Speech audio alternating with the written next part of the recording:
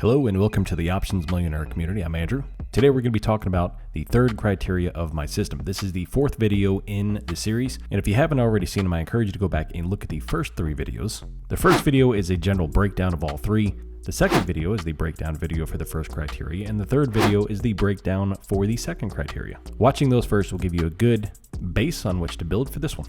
Now, the 3C system obviously stands for the three criteria system. And the third criteria, which is this video, I am looking for a higher high or a lower low, indication for directionality. Now, the overall theme of this entire video and what I think the average retail trader should focus on is capturing what I call the right side of the V. Now, I think a very large fault with the average trader or the retail trader is that they try to pinpoint their bounce trades at the very bottom, or if this were inverse, they're trying to short the very tip top. And that's a fatal flaw for the trader because they usually enter too early. They don't know when to identify the exact bottom, as it's very difficult to do so. And they end up catching a falling knife and as the price action blows right on through their position, stops them out for a very large loss. So the whole concept behind the third C is to catch the right side of the V. I want you to enter when the market has already captured the bounce or the sell-off if you're looking to short. So the right side of the V is going to be somewhere on the upside of the swing. That is going to tell you that the market has already begun to go in the direction you want, and it's going to get you a good solid entry without at least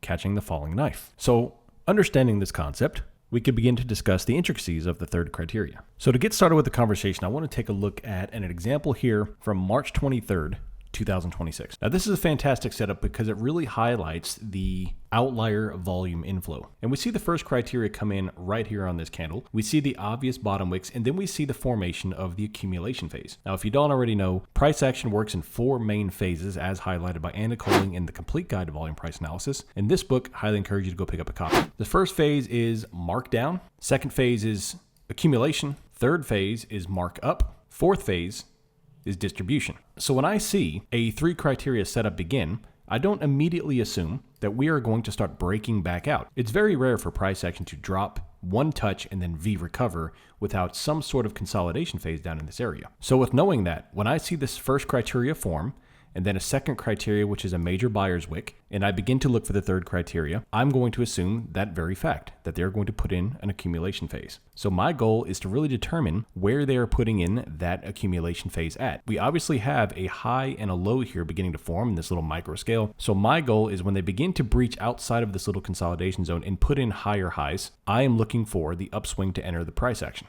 And to break all this down, we have to understand that the third criteria is by far the most important of the three criteria. The first two criteria are very technical. They're very easy. They're very straightforward, black and white. You either have high volume or you don't. You either have a strong buyer's wick or you don't. You either have the strong seller's wick or you don't. But the third criteria is more of an art form. It takes into account your knowledge of price action, your experience level, how far back in time that you can look in the charts and look for locations and understand the orders flow. So you're only going to get better and better over time applying the 3Cs as you get better at reading price action. But as long as you apply the key principles of the 3Cs, which is higher highs, lower lows, you're going to start to be on the right side of the trade more often than not. In this case, you see them putting in a clear rejection sign at 69.46. Now, this is only the 1 minute chart. Now, if you remember from the old videos, I only analyze volume flow on the 1 minute. I never analyze price action on the 1 minute. So if we switch over to the 5, you'll see the whole setup become even more clear. So we have the nice flow down, we have the volume spike, we have the wicks where it begins to accumulation, and then we have the markup phase beginning. Now this blue line is where you want to determine your entry. Once we take out this high, you want to determine where and which you're going to start entering for the long swing up. Now there's a couple of things to happen here that I really like for a long setup. First of all, we have what's called an SR flip. Prior support becoming new resistance, and we're waiting for the breach, which we finally get, and now they use that same line as support again. When they begin to use that line of support, you know that the buyers are actually defending key levels and ready to move to the upside. Now that we have a higher high achieved with the buyers defending with volume and wick, we are ready for our long entry. And once you do so, the only thing that's left is to determine where to place your stop. And once the buyers clear over this prior high of 69.47, it climbs all the way up to 65.27 for a 30-point move. Now this is only confirmed on the 5 minute. You can apply these same concepts across any time frame, 5 minute, 15, 30, all the way up to the weekly chart if you so choose. Now, of course, that depends on your personal strategy. If you're a scalper, then you probably don't need to go beyond the 5 and 15 to execute a trade. If you're a long-term trader, you probably don't need to go below the hourly chart, but you can mix and match however your system fits to apply these theories. Let's take a look at another example. Now, this is a fantastic example of a short opportunity. At the open here, we have a very strong bull move all the way up. And then right when we enter into the 66.11, 66.12 range, we begin to see high volume spikes. Now, the key component here of this distribution phase is that the volume begins to hit at the highs. If you're looking for accumulation, where buyers are hitting to move the price action higher, you will see volume come in at the lows. If you're looking for distribution, where sellers are hitting at the highs to move lower, you will see volume come in at the highs.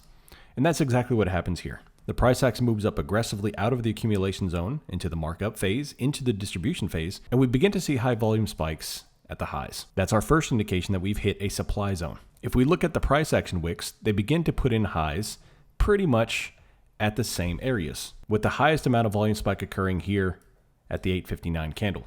Obviously all in the 1 minute chart. Now that we have the volume spikes, of course, to identify the distribution range, we switch to the 5. And this chart further defines the range at which we're distributing in. So now that we have the top wicks of the second C, the volume of the first C, we are waiting on the lower low for a short position of the third C, at which point it would be the technical entry of 66.07. Now, a very common question that I get is, can you take the trade earlier if you identify more signs that we are going to drop? Don't you feel like you're taking the trade a little late, waiting for a lower low? And the answer I usually give to them is it depends. That's pretty much a common answer with all things in trading, is that it depends on market conditions. It depends on a lot of factors. It depends on location. If we are at a very strong pivot, let's say this level right here was a very strong monthly high. Maybe it's the prior high. Maybe it's a very, very strong rejection that we are coming up to retest. I would be more likely to take an entry a little bit earlier if the signs were there to put on a little bit more risk for a flow down. So there are circumstances where I would take a trade without fully confirming the third C, but a couple of things would have to be there, such as location, and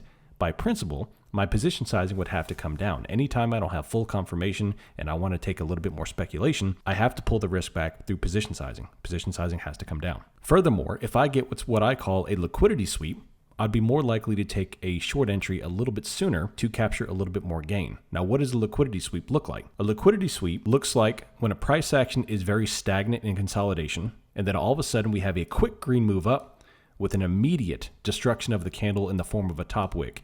That is usually a sign of they have now stopped out all of the buyers and they're ready to move lower. That's when they're going to hit all the stops that are sitting up highs and they're getting ready to move lower. If I see that, I'd be more likely to enter a short position a little bit sooner, as long as I have the volume in wick to confirm it. However, going with full confirmation, I'm waiting for, in this case, 66.07 to take an entry, at which point this particular move would net you at least 20 to 25 points on a move down after a very long distribution thesis. What this also allows you to do is be very, very patient in the chop. If you have a problem with getting wrapped up in this type of price action because you're shorting too early, or maybe you're trying to long for a breakout and now you're facing multiple hours of stress and frustration of waiting for a price action to move, then you could simply just wait for a higher high or a lower low to form before taking an entry and avoiding all of the price action here.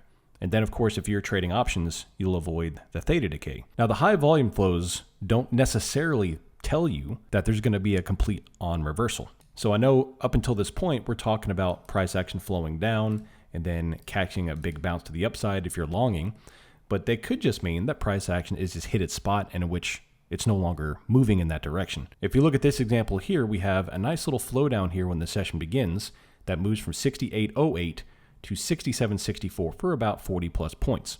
And then we have the high volume spikes with the bottom wicks to put in a floor right here at 67.65 on the S&P. Now we do get a little bit of a bounce here, but it's not a complete V recovery. It's just a consolidation phase for the rest of the session. And that's okay, because you can use the 3 C's to either 1, get you into a position, or 2, get you out of position if you're already in, and now there are signs that the price action has stalled. In this case, that's what it is. So if you are in a short position and you see a high volume spike with multiple wicks, might be time to get out of a short. Or if you're doing nothing and you're thinking about FOMOing into a short and you start to see high volume spikes, you can assume that they're beginning to put in some sort of price floor, and this may not be a good idea to take a short position. Now in this case, we have a little trend up just slightly for about another 15 points or so, but ultimately price action is pretty stagnant for the rest of the session. The whole concept though is to help you identify where the price action is going to pivot in and out of trends. Now given the major volatility of the price action we've been seeing lately, I wanted to really focus on a larger move, and that's precisely what we get